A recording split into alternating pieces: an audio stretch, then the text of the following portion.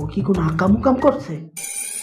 ছেলেটাও যেমন বাপটাও তেমন। এই, এগুলো কি ধরনের ভাষা? হ্যাঁ, আপনার ছেলে কোনো আকাম করে নাই, কিন্তু আপনার ছেলে বার্ষিক পরীক্ষায় 100-তে ডাবল শূন্য পেয়েছে।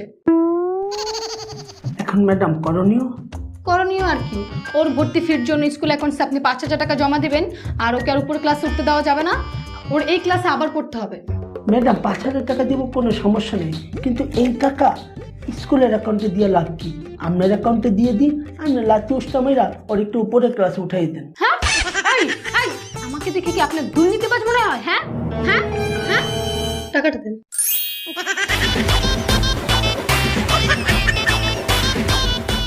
ম্যাডাম প্রধান শিক্ষককে কি বলবেন?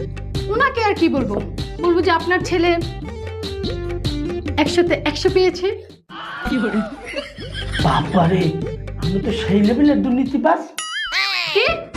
কিছু না।